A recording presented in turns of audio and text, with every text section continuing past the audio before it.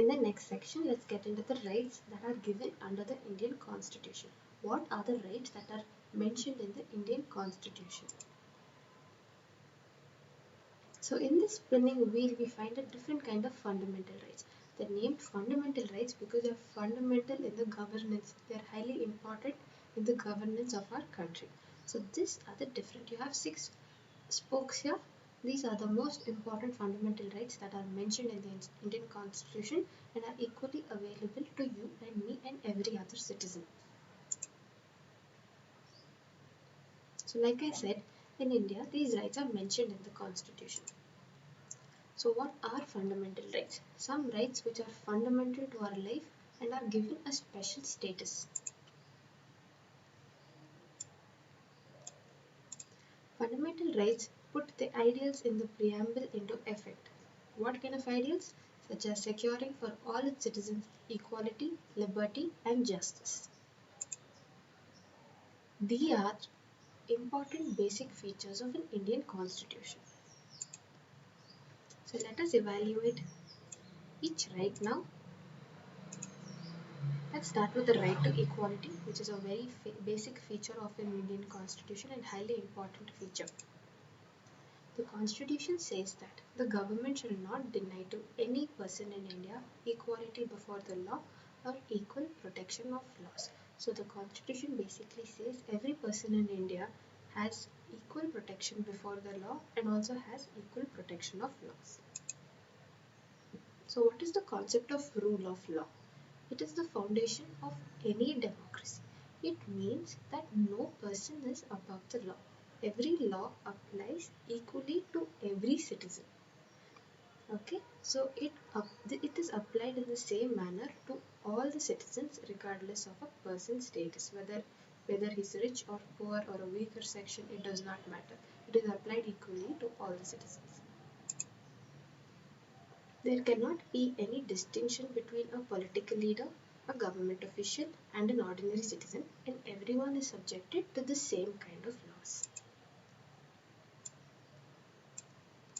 The government should not discriminate against any citizen on grounds only of religion, race, caste, sex, or place of birth. There cannot be any kind of distinction or discrimination that's happening based on religion, race, caste, sex, or place of birth. Every citizen shall have access to public places like shops, restaurants, hotels, and cinema halls.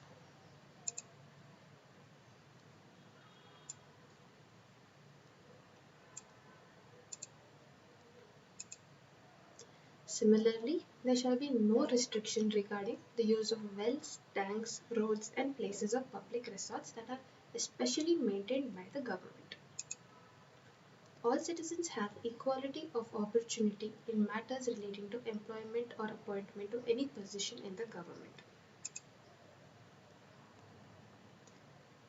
So going back to the previous chapters and the concept of reservation, do you think the concept of reservation for SC and ST is especially against the right to equality? Please discuss please discuss this entire debate with your peers. Further coming to the answer, whether the concept of reservation is against the right to equality, basically they are not. They are not against this concept. Let us see why. Because equality means giving everyone an equal opportunity to achieve whatever one person is capable of achieving. Sometimes some people of the weaker section or the SC or ST, they do not have the resources to compete with the people of the general category. So it is necessary to give special treatment to someone in order to ensure equal opportunity. Hence, this is what job reservations do. The Constitution says that reservations of this kind are not a violation of the right to equality. So the Constitution clearly mentions that the concept of reservation is not going against the concept of right to equality.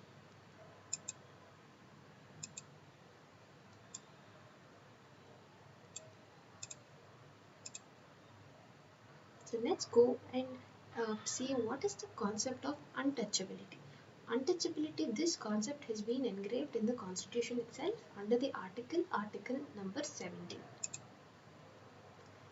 So let us see what this is. So this deals with the principle of non-discrimination and extending to the social life. The Constitution mentions one extreme form of social discrimination, which is the practice of untouchability. The Constitution clearly directs the government to put an end to this practice of untouchability. The practice of untouchability has been forbidden in any form. It is illegal. So what does untouchability basically mean? It refers to a belief or social practice which looks down upon people on account of their birth with certain caste labels. Such practice of untouchability denies the, the, the certain caste labels interaction with others or access to public places as equal citizens. So the Constitution made untouchability a punishable offense. So in the olden generations, there was this concept of untouchability where a few castes were not allowed to use the same kind of resources that were allotted to the general citizen. They had different wells, they had different temples, they were not allowed to use the same with the rest of the citizens. Hence, the concept of untouchability arose. But once the constitution came into effect, it's considered a punishable offense. Now, let us go and see what is the right to freedom. So, what does freedom basically mean? It means absence of constraints. In practical life, means absence of interference in our affairs by others, be it other individuals or government. So with any of our actions, there should not be any kind of interference. So that guarantees us the right to our freedom. So let us basically evaluate what comes under the right to freedom. Okay, so there are exactly six rights that are mentioned in our constitution under the right to freedom. Let's see what are those. Freedom of speech and expression, assembly in a peaceful manner, form associations and unions, move freely throughout the country, reside in any part of the country, and practice any profession or to carry out any business, occupation, or trade. So these six rights categorized under right to freedom, which are exactly mentioned in the Indian Constitution.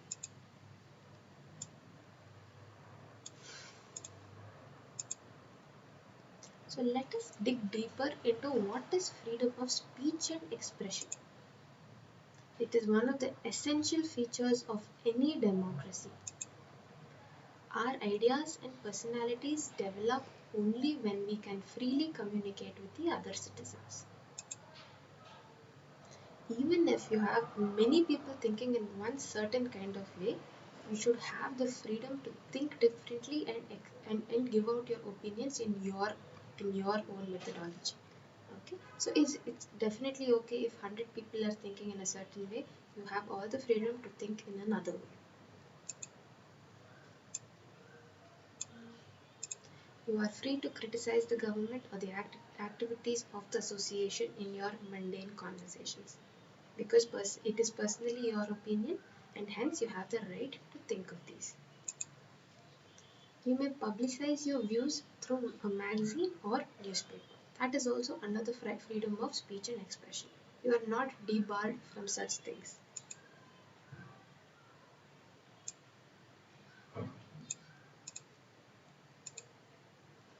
So let us see in our Indian scenario, the Indian system of democracy, what are the limitations to right of freedom and under freedom of speech and expression.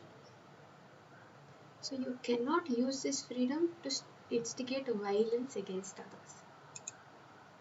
You cannot use it to incite people to rebel against the government. This is not allowed. You you cannot use it to defame others by saying false and mean things that cause damage to a person's reputation. So these are not allowed. Okay? Freedom is not limited, not unlimited license to do what one wants. Certain kind of limitation. You cannot just say what you want when you want against the government.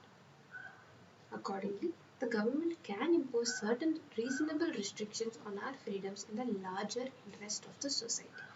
Okay, so these are the limitations that are given to the freedom of speech and expression, that you cannot use it just as however we want.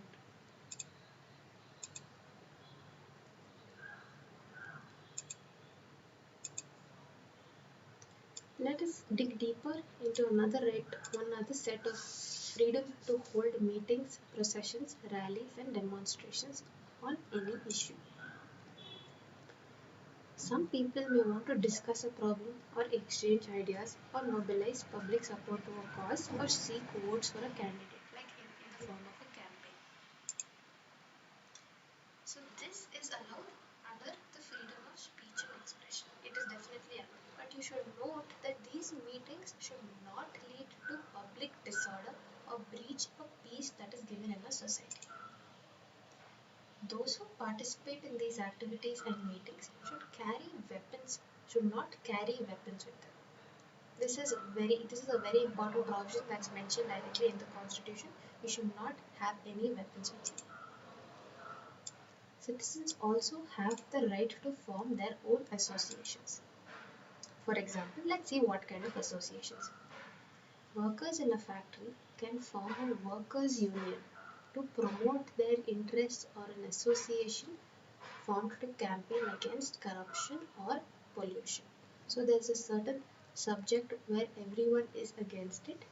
Like suppose in this factory, all these workers are against the kind of corruption that's happening in their factory. Hence, they can form an association of different members who have the similar interests, and they can form a union and go against the factory demanding for their rights. This is their freedom.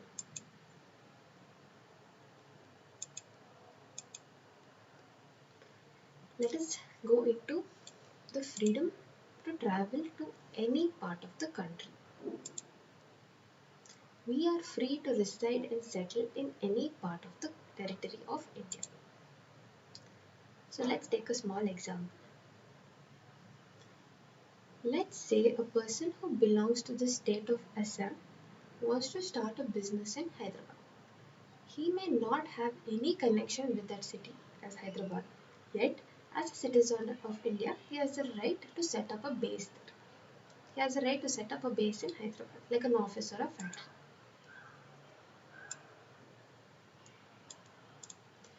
This right allows lakhs of people to migrate from villages to towns, and from poor regions to prosperous regions and big cities, from suburbs to the big cities. The same freedom extends to choice of occupations. No one can force you to do a certain job.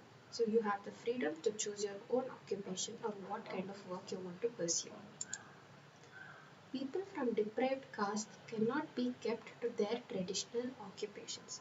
They must be given an opportunity to think beyond their capability and see what kind of work they want to pursue. In this picture, you can see villagers moving from cities to towns to start a life moving from suburban areas, villages to start a life in the city.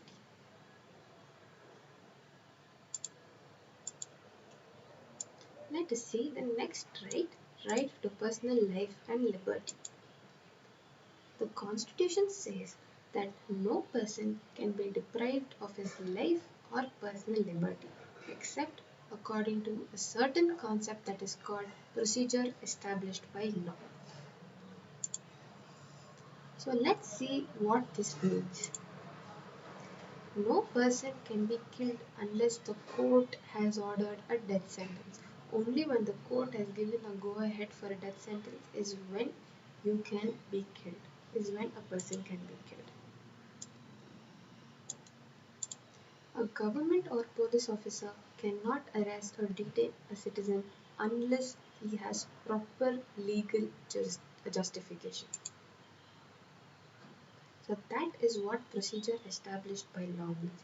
Only when there's a procedure that is established by law, and only when the person is going against that kind of procedure is when he can be denied his right to personal life and liberty. So let's see what are the other different kinds of procedures. A person who's arrested and detained in custody will have to be informed of the reasons of such arrest and detention. Okay, so that is what the procedure demands. A person who is arrested and detained shall be produced before the nearest magistrate or court within a period of 24 hours of arrest. So these are the procedures that are completely established by law, and you have to, no matter what circumstances, you have to follow it. Otherwise, it is declared illegal. Such a person has the right to consult a lawyer or engage a lawyer for his defense. He has the right to call for his lawyer.